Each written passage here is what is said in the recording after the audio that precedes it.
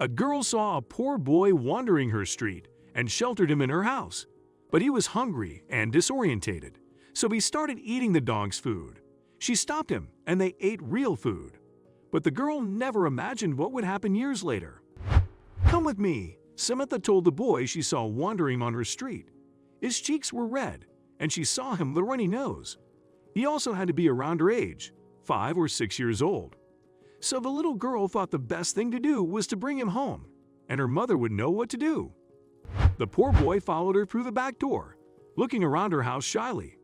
"Mom," Samantha called out, not knowing where her mother was. "She must be in the shower. What's your name?" "Luke," the boy added weakly. Samantha started to worry even more. Where was his mommy? Or daddy? Is he sick? Is he hungry? Is mom going to be mad? The little girl wondered as she waited for her mom to come. Little did she know that Luke would become a fixture in their life. Samantha was about to go find her when she noticed the boy next to her puppy.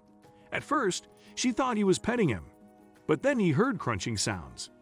To her surprise, the boy had grabbed a few pieces of kibble and was chewing them. "Stop! Don't eat my dog's food!" she exclaimed, rushing to his side and swatting the kibble from his hand down. "But I'm so hungry," the boy said, ashamed. Samantha didn't know what to think. She was too young to understand that boys' struggles back then, but she could sympathize. "My mom will make us something soon," she assured him. Just then, Samantha's mother, Lane, appeared and was shocked to see the boy in her kitchen. Samantha explained everything and also added that he was hungry. Lane fixed something for the kids to eat and made even more when Luke devoured everything in a minute. Afterward, the mother put a movie for the kids to watch while she made some calls. No one in her neighborhood in Virginia had any idea where the boy came from, so she called the non-emergency line. They revealed that the boy had escaped from his foster home, which was a few blocks away. He had lost his parents in a fire and was first sent to a group home, then placed in a foster home. He had been escaping and wandering around the neighborhood since. Luckily, people always found him and called the police, so the boy returned safely every time, but he kept running off. Someone would be coming over soon to get Luke back. In the meantime, the kids finished the movie, and Samantha started doing her homework. Lane heard her explain to Luke how she wanted to become a doctor and had to study hard. The older woman smiled, as her daughter had a huge heart, and she saw the little boy taking in every single word Samantha said. It was a beautiful sight. Little did she know that Luke would become a fixture in their life. When his foster parents picked him up, Luke promised never to run away again if he could go to the same school as Samantha. The foster parents agreed immediately. They had yet to enroll him because he had lived through something difficult after losing his parents and wanted him to get used to his new environment. Soon, they enrolled Luke in the local preschool, and he became Samantha's best friend.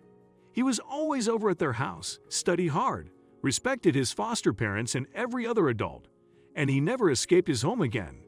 He was officially adopted by that foster family 2 years later. 12 years later, Luke and Samantha were 18 and about to graduate. They were both accepted into Harvard, and he finally got the courage to ask her to the prom. He had worked part-time all year, saving money, and showed up in a sleek white limousine at Samantha's house. At the prom, he proposed to her while they slow danced. "I knew I would marry you that night I left your house after you stopped me from eating dog food," Luke told her. "Are you serious? We're 18. Samantha laughed, gently hitting his shoulder. "We don't have to get married for years. I just want you to know there's no one else for me. I've been in love with you since I was 5, so will you marry me?" He asked quietly so their classmates wouldn't hear. Samantha smiled shyly and nodded. They kissed sweetly for the first time. But it wouldn't be the last. They were together through pre-med school, residency, and fellowships. They created their own practice and got married. Afterward, they had 2 boys and adopted 3 daughters. And they helped as many orphan children as they could by giving to charity, volunteering, and offering their medical services for free. It was like their love was written in the stars, or maybe in a medical book.